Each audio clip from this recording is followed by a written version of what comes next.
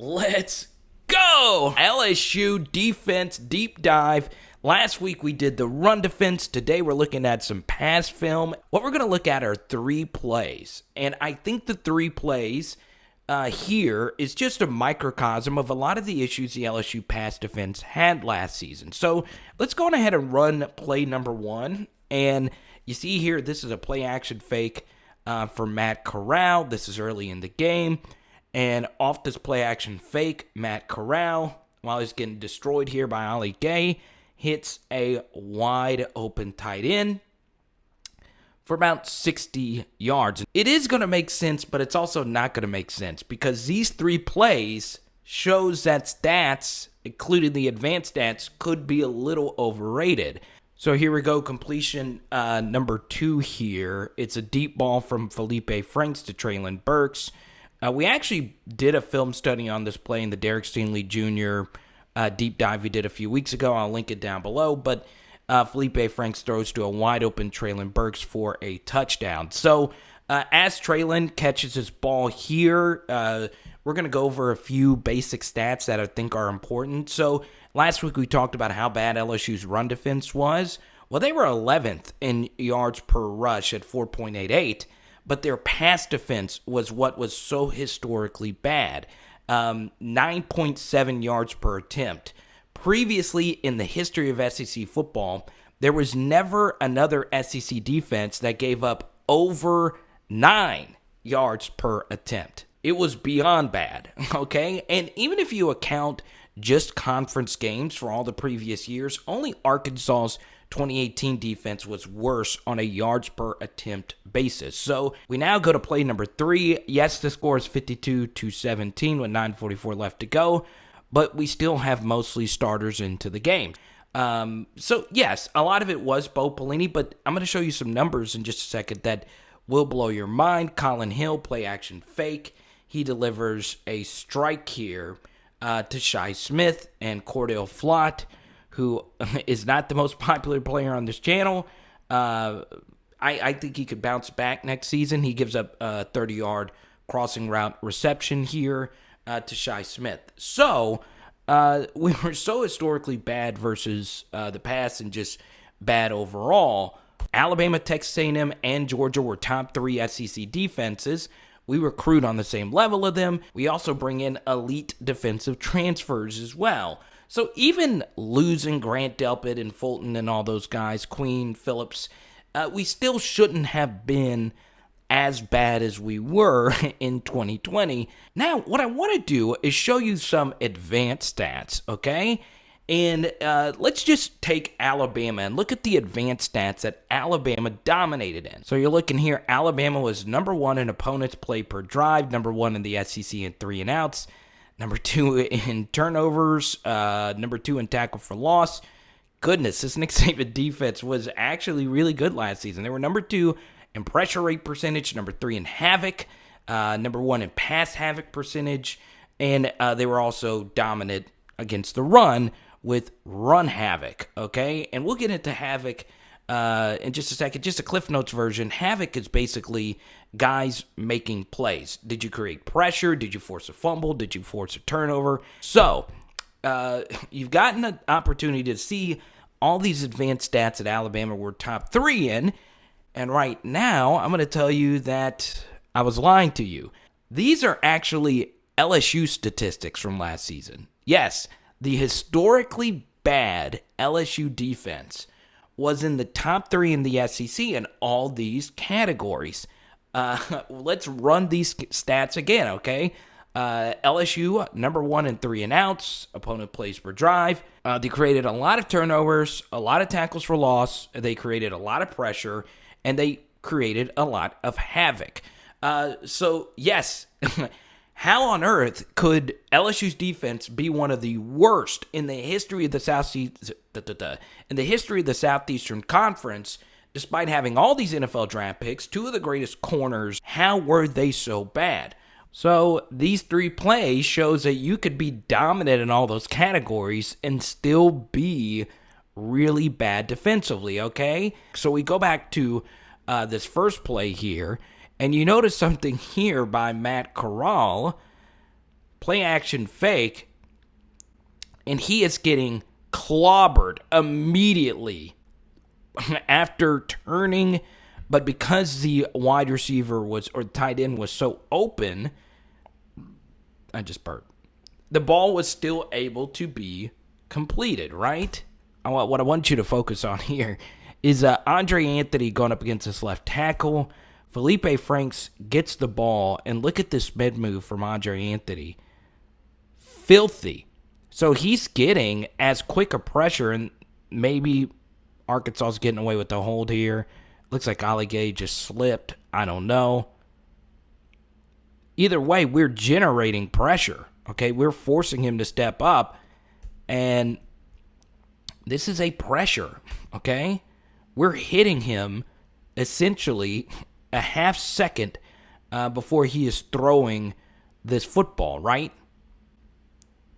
But because the receiver is so wide open, the pressure by Andre Anthony actually caused this ball to be underthrown, and Burks was still able to catch it and take it to the house, okay? And my favorite thing about this play is that we actually created run and pass havoc here, okay?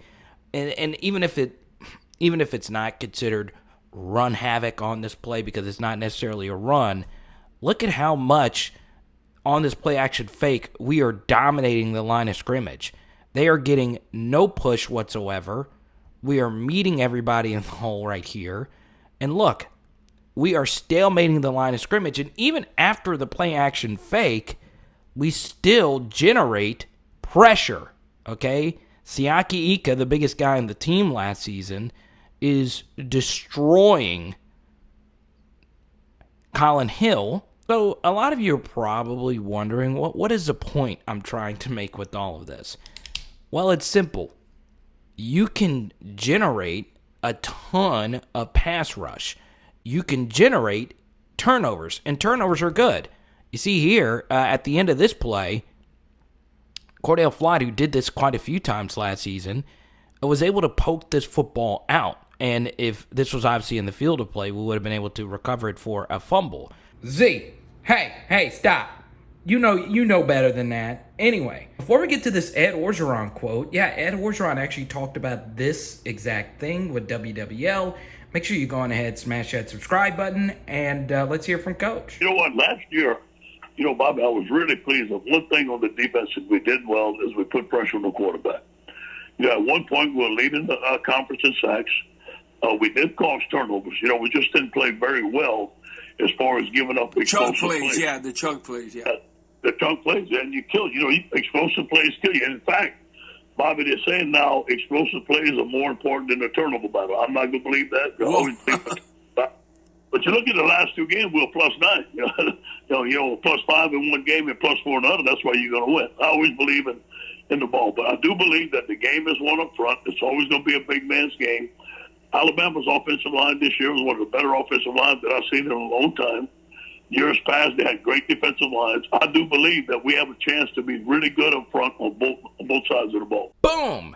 That's a really good thing, what you just heard from Ed Orgeron, because he is acknowledging everything that we learned in today's film study and statistical analysis. We did generate a lot of pressure, and we did generate a lot of sacks, so we did generate a lot of turnovers. It was the explosive plays that killed us. So Ed Orgeron basically saying that is a really good thing for LSU football. And Ed Orgeron acknowledged multiple times this offseason that LSU needs better safety play. And based on a lot of film study I've done this offseason, I do agree that the weakest position on the LSU defense were the safeties last season. And we'll talk more about that on tomorrow's film study. So this is where nuance becomes very important. You really have to think, all right? The first thing I'll say is, before we get into these advanced stats here from Clark at SEC StatCat, we have to understand that LSU's defense was beyond chaotic, okay? To be so good in all those categories while also being historically bad is really something special, only something that Bo freaking Pelini could pull off, okay? Because look, our sacks and turnovers and 3-and-outs overrated? No, you obviously want to force 3-and-outs. You want to force turnovers. You want to force sacks. Those are obviously really good things. However, if you are extraordinarily bad at giving up explosive plays, that can outweigh everything, right? I believe it was Bill Connolly that said explosive plays shows if you win the explosive play battle, there is a high correlation with you winning. It's about a little bit higher than the turnover battle, but still, both of those are very important. But if you are so bad at explosive plays, like LSU was last season, you're going to be bad regardless. I want to go even deeper. It's not only that they gave up explosive plays, it's how they did it. Take a look at this. This one is really interesting, okay? Average pass yards after the catch. LSU, 5.17, okay? No other team had more than 5 yards after the catch, 5.17. So why is that relevant? Well, think about all the plays that you guys watched today. Not only did LSU give up a catch, it wasn't just a catch. They allowed the receiver to gain a ton of yards after the catch. So what does that mean? Lots of blown coverages, bad play design, bad communication. It wasn't necessarily bad tackling or the receiver making, for instance, you can throw a deep pass and it get caught for a deep play, but if it's a back shoulder throw, that's more the offensive player making a play on the football than it is a self-inflicted wound per se. Or so what can Daronte Jones take away from this? So what I'm going to do is you're going to get a bonus play here. You've made it up to this point, all right? And this is actually the start of more Daronte Jones film study review. Obviously, we did the run defense breakdowns last week. We're going to look at pass defense this week. So the major takeaway from all the data and all the other plays that you've already seen, here's a 3rd and 10 against Mississippi State, is that you can create all the turnovers. You can generate all the pass rush. We're getting a twist stunt here, and Andre Anthony's coming around up the middle hot.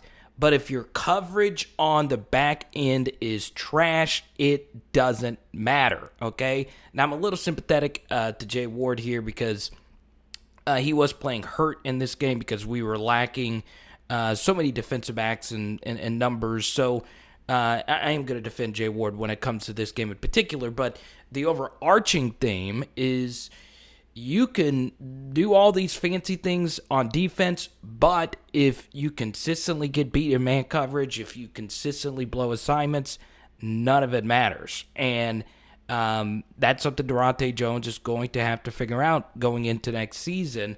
What can I do to prevent these things from happening? I saw some really good things in the spring game, and a lot of you guys know that because you watched the spring game film study, but that's the major takeaway. And I understand that the 2020 team had a lot of outside factors that will not affect them in 2021, such as losing all the players, the switch from a 3-4 to a 4-3. Now that LSU is going into year 2 of this, it's going to make it obviously a lot easier. So, yeah, this was a lot of fun. I love going deep into how and why things happen.